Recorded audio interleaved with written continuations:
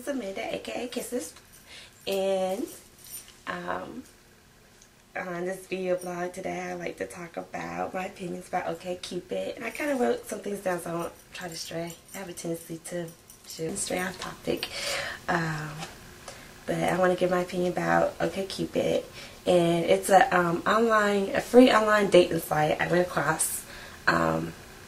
Looking at some YouTube videos, other YouTube videos talked about, meeting people on Okcupid, so I decided to check it out. I never did online dating before. When I was in college, they had a college club site that I met a lot of people off of or whatever when I was in college, so I had to take it back. But it was like basically people, I guess, that was in my area that went to college or whatever. I think they changed it now where you had to pay for that service or something. I don't know. All I know is wasn't so big at socializing or chatting on the internet, and I'm still not. I know a lot of people are gurus at that. My sister, for instance, she really never got anything done because she was basically on the internet all the time. Back to the topic at hand. My opinions about Okcupid, and one thing is I don't understand about Okcupid is the whole entire questionnaire of friends, match, and enemies. I just don't understand that because, believe it or not, Okcupid is kind of like Okcupid because it tried to hook me up with a Muslim. So it's like he was like, I think 80-90% my match, I think 8% or something like that, 80% something my friend, 0% my enemy, but really in real life it'll probably be like 100% or 85% my enemy, because Christians and Muslims do share totally different views on, that's two different religions, and it's very crashing in the God that I actually even tried to date a Muslim a long time ago, so I just know that's just not gonna work. Like the Bible says, how can two people walk together unless they agree with one another? Unless that person agree with you. I mean, even if they're not even a serious Christian, but if they longing for God or they're longing for what's inside of you, they will automatically draw closer to you, and they'll be drawn closer and closer, and next thing you know, they end up walking their own path with the Lord. Oh Jesus, I just got off topic. Okay. Okay, but that's one thing I definitely don't understand about Okcupid. And how in the world can you be 80-90% friends with a match with somebody, but yet only be like 60-50% friends with them?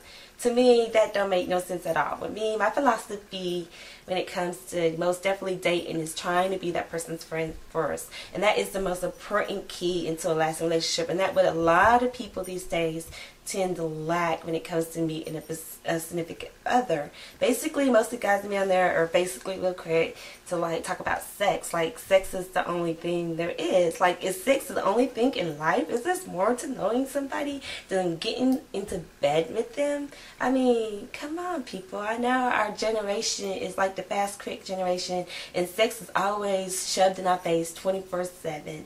And so relationships, and people don't value relationships or morals no more these days. It's like it's all about sexual satisfaction or physical, instead of actually getting to know that person in a more spiritual, or it's like all physical.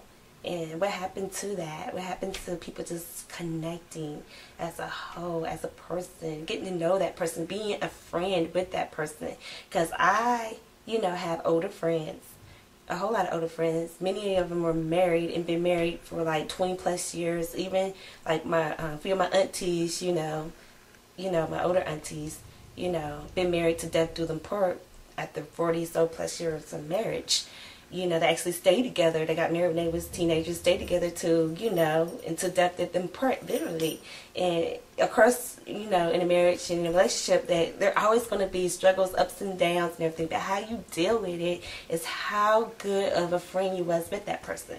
If friendship is not in there at all and it's nothing but physical, you know, of course y'all going to have a hard time dealing with conflicts and stuff when they arise and fixing it, because, you know, you never view that person as your friend in the first place. You always view that person as your lover and never your friend.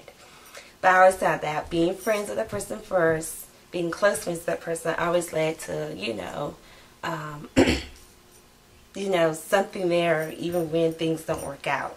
And just like my mom and dad, when they was married for 18 years plus. And the reason why they got divorced is also my dad couldn't be, you know, faithful. My mom put up with it for a long time. I don't see how the woman did it, but she put up with him for a long time. And then finally, I think the last straw was when he had a baby out of wedlock. And of course, my mom still tried to work out the situation. But then my dad was trying to have his cake and eat it too. And then my mom was like, I got to get out of here. You know, I got to get out of the relationship. But they still stayed really good friends. And even to this day, my dad be trying to get my mama back. But I think he missed that boat. He should have respected her and everything then, you know. And they would have probably, I know they would have still been together, happily married. They was a really happy couple, I remember when I was little. It's just sad that, you know, it ended up tearing apart like it did. But that's one thing I definitely don't understand. How can you be such a strong match with somebody and then not be really good friends with them according to their little testing? But that's Okcupid for you. And, yeah, so, I mean, in my opinion, I'd rather be single if it takes being in a very abusive relationship with a guy, or a guy that, you know, is just, the first thing that comes out of his mouth is what are my views about sex and stuff. It's like, if you really want to get to know somebody for who they are, that would not be the first question you would ask that person. The first question you would ask that person is, who are you? What are your views on life? You know, just really getting to know that person as a human being. And sadly, I mean, just getting back into the dating scene, and I've been out of it for a very long time, it reminds me why I kind of stay out of the dating scene, because I just can't believe how sex-oriented people are these days. And the main thing that also just bugs me is like, okay, if they're so keen on having sex or whatever, or just knowing about sex, and, you know, I notice most guys, or most, in females too, are just as bad as the guys now these days, is that why in the world you want somebody like that in the very beginning? Because that's just telling you that they're not able to keep themselves. You know, I cry for this generation because of that, but times are only going to get worse in that situation. People are just sex hungry, and I don't understand that at all, you know. And then they wonder how come the divorce rate is so high, and why people in relationships don't stay together. And if people just go back and actually look and ask themselves these questions, like, why is the first thing that popped in my head is, what does this person have sexually for me, whatever. Sex is not forever. Sex is supposed to just be the topping on the cake. God created sex, and sex is a beautiful, wonderful thing. But it's only supposed to be the icing on the cake, you know. It's not the whole cake. And if you just sit there and just ate nothing but icing, but there was no, you know, no cake to it, you know what I mean? You just sat there and gorge yourself on icing, you're going to get sick, you know what I mean? You're going to get sick, and you be thinking, man, how in the hell can I stay with this person forever? Like, oh no, you know? So you got to have a foundation. You got to have, like, the filling part of the cake, and the sex is supposed to be just the icing on it. Just the icing. That's it. And the icing can be very nice. You can lick it sometimes. But it's not supposed to be the whole entire cake. And I don't understand why people try to make it the whole entire cake. That brings me on to my other thing is, what's up with the new dating thing anyway? One thing I don't understand is what happened to the past where, like, two people can just click with one another, just fall in love. What's up with all these rules? I've been just looking at a few stuff off the internet, because okay, I am rusty. I haven't dated in a long time. I'm old for it, and I'm old fashioned. I grant you that. I am old-fashioned. I guess it kind of makes sense why a lot of my friends are way older than me. It's like I can relate to them because I am old-fashioned. I admit to it. Even since on my Okcupid profile that I'm old-fashioned, I laughed when I read that. I was like, oh my Jesus, even the test I'm taking, you know, is saying that I'm old-fashioned. But one thing I don't agree with the test, though, is they also try to say I'm not adventurous. Now, I am extremely adventurous, but Okcupid, they ask you a lot of sexual questions, so I'm not so... I answer them, but what I say is, you know, I don't believe in, you know, trying to have sex with somebody on the first date, or, you know, being quick to go in bed with somebody, or, you know, stuff like that. So they ask me all these sexual questions, of course, and, you know, I'm not married, so of course they're gonna be no whatever. So I guess they tally that up and try to say I'm not adventurous, but I am extremely adventurous. I love doing new things. In fact, I push others, you know, to do new things with me, you know, especially, you know, group of friends or whatever. I sometimes try to get them out their little box, you know, and try to push them to experience new things and try new things, like actually going to a country club concert, or just doing just new things, just tasting new things, going new places. I'm very adventurous. And if I get married, I know I'm going to be super adventurous when that time comes. But outside of marriage, I don't think I'm going to be, like, you know, super adventurous. And it's weird that my profile says that, but oh well. Online dating is new, and I guess exciting, and I'm going to try to be careful because with my type of luck, bad stuff always have a tendency to happen to me.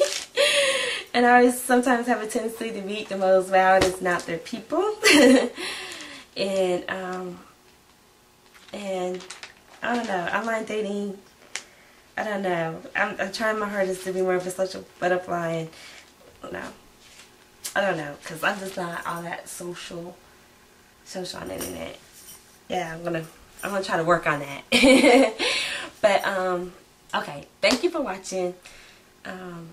Me ramble, in my opinion, about dating and Okcupid, and I believe it's a pretty fun site to try out. It's free, you know, it's a free site, and hopefully, with luck, hopefully I'll meet somebody, you know, on the site, or hopefully I'll you know, meet somebody in person, or whatever in dating. And thank you. You have a great day. Deuce, peace, God bless, and bye. This is Amanda, aka Kisses, and you have a great day.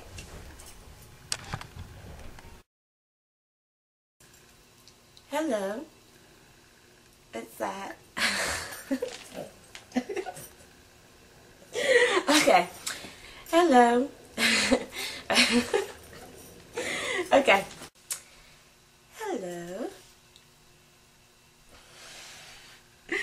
Okay. And I totally. Okay. Scratch that.